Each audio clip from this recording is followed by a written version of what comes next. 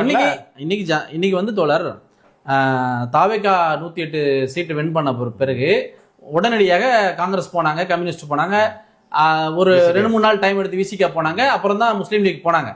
ஆனா முஸ்லீம் லீக் போறதுக்கு 5-6 நாள் வெயிட் பண்றாங்க. அவங்க முதல்ல என்ன சொல்றாரு காதர் மொய்தீன், ஸ்டாலின் போய் கேளுங்க, அவர் சொன்னாதான் நான் வருவேன். அந்த அளவுக்கு அவர் வந்து 50-60 ஆண்டு கால உறவு வந்து பேணி காக்குறாரு. அதுல வந்து எதுவும் சொல்லல. அதுக்கு பிறகு இவங்க வாலண்டியரா வந்து நீங்க அமைச்சரவையில பங்கு இருங்க, ஆட்சியிலும் பங்கு, அதிகாரத்திலும் பங்குன்னு கொடுக்கும்போது அதை எப்படி மிஸ் பண்ணுவாங்க சொல்றாரு இவங்க. இப்போ ஐயா திருமாவளவன் ஐயா கூட இங்கதான் கூட்டில இருந்தாரு. இப்போ வந்து அவருடைய கோரிக்கை என்னவோ, அவர் எதுக்காக போராடுறோ அது கிடைக்கும் போது கையெழுகளை வரும்போது விட்டுவிட்டு திருப்பி அதே பேசிட்டு இருக்க முடியுமா? ஆட்சி பங்கு அதிகாரம் பங்கு உங்க கோரிக்கை, அது கையெழுல வருது. நீங்க வானம் மாதிரி நினைச்சீங்க, வானமே கை கிட்ட வருது. அதை நீங்க பிடிக்காம அந்த கொள்கைன்னு பேசிக்கிட்டு அதுக்கப்புறம் இன்னும் 5 வருஷம் கழிச்சு ஆட்சி எதிர்பார்த்தா தொண்டை சிரிப்பானா இல்லையா? அப்போ திருமாவளவன் ஐயாக்கு அது அந்த கொள்கை பேசினாரு, அது அடைஞ்சு விட்டார். அதே மாதிரி முஸ்லீம்களுக்கும் அதான தோழர், சிறுபான்மை மக்களுக்கும் அதே தானே.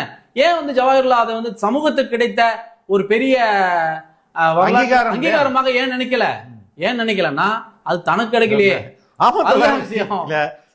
உண்மையிலே வன்னியரசு அவர் பார்த்து உண்மையிலே பாவமா இருக்கு தோழர். போட்டு வன்னியரசை போட்டு அந்த காட்சி காய்ச்சுறாங்க.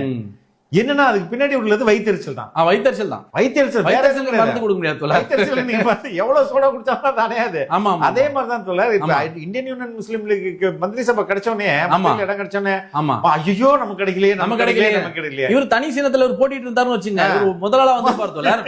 இப்ப வந்து முதல்வர் விஜய் அவர்கள் வந்து இங்க போனார் இல்லையா, ஆபீஸ்க்கு போனார் இல்லையா, அப்போ வந்து ஜவாஹர்லால் வந்து ஒரு அந்த சர்க்கிள்ல தூது விட்டுருக்காரு தோழர்.